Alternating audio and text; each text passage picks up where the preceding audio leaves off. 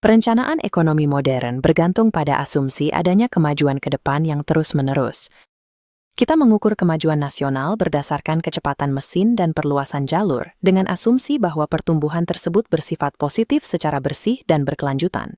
Bagan layar terbagi ini menggambarkan perbedaan antara pertumbuhan yang dilaporkan dan biaya nyata yang terjadi. Sementara PDB nominal meningkat di sisi kiri, sisi kanan melacak lonjakan pengeluaran nasional yang tumbuh secara agresif, yakni miliaran yang terkuras setiap tahun untuk subsidi kesehatan, penanganan krisis, dan rekonstruksi pasca bencana. Seiring bagan tersebut terpecah, biaya-biaya yang terus meningkat ini dicatat ke dalam silo-silo pemerintahan yang terpisah dan terisolasi. Krisis kesehatan lokal atau defisit pertanian diperlakukan sebagai masalah departemen, sehingga asal-usul bersama mereka menjadi samar. Kesenjangan yang semakin melebar antara kekayaan yang dihasilkan di atas kertas dan biaya sistemik yang terus bertambah untuk mempertahankan masyarakat mencerminkan utang tersembunyi suatu negara, utang tersimbuni. Mengabaikan kerusakan lingkungan dari neraca nasional menciptakan pencatatan palsu terhadap kesehatan ekonomi yang sebenarnya.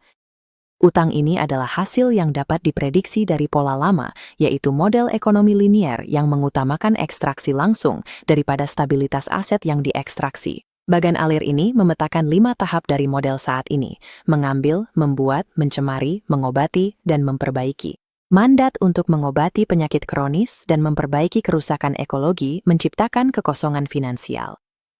Tahap-tahap ini berputar ke belakang, secara aktif menguras kekayaan yang dihasilkan selama proses ekstraksi dan produksi. Menghentikan kebocoran ini membutuhkan transisi ke kerangka kerja regeneratif universal. Model ini mengklasifikasikan ulang lingkungan dari sektor yang dapat dikorbankan menjadi dasar utama dari seluruh modal ekonomi. Data berikut menunjukkan bahwa tanpa pengklasifikasian ulang ini, model saat ini akan mengarah pada defisit fiskal struktural yang tidak dapat ditangkap oleh akuntansi tradisional. Lapisan asap abu-abu ini berfungsi sebagai sistem pengantar biologis, membawa polutan industri langsung ke populasi perkotaan. Data dari Organisasi Kesehatan Dunia menunjukkan bahwa tingkat PM2,5 tahunan di Indonesia rata-rata mencapai 19 mikrogram per meter kubik, hampir 4 kali lipat dari batas aman yang direkomendasikan. Penularannya adalah soal skala. Partikel PM2,5 cukup kecil untuk menembus seluruh penghalang paru-paru, langsung masuk ke aliran darah manusia. Pelanggaran fisik ini memicu stres oksidatif dan peradangan sistemik di seluruh tubuh manusia. Paparan kronis menyebabkan peningkatan yang terdokumentasi pada penyakit kardiovaskular, stroke, dan asma. Dampak biologis ini diterjemahkan ke dalam metrik ekonomi, berupa akumulasi besar hari kerja yang hilang, produktivitas tenaga kerja yang menurun, dan subsidi rumah sakit yang terus meningkat. Penyakit yang sebenarnya dapat dicegah akibat kualitas udara menjadi beban terus-menerus bagi kas negara. Polusi udara industri merupakan beban yang terukur terhadap hasil kerja nasional dan cadangan fiskal. Ekosistem laut dan perairan merupakan faktor utama kedua bagi risiko sistemik. Garis pantai ini, yang dipenuhi limbah plastik darat, menunjukkan bagaimana kebocoran limbah secara langsung mengancam ekonomi kelautan.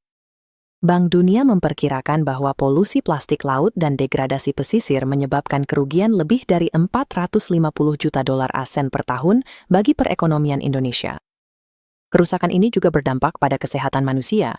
Kebocoran limbah darat dan sanitasi air yang buruk menciptakan kondisi utama bagi penyebaran patogen yang ditularkan melalui air di tengah masyarakat.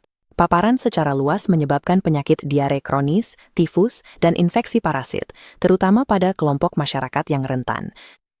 Infeksi diare berulang pada masa kanak-kanak secara langsung menyebabkan stunting dan keterlambatan perkembangan kognitif yang permanen. Stunting pada masa kanak-kanak mengakibatkan penurunan permanen pada kemampuan kognitif dan potensi produktif tenaga kerja di masa depan. Kegagalan dalam mengelola ekosistem air dan sanitasi secara langsung menurunkan kualitas modal manusia bangsa di masa depan.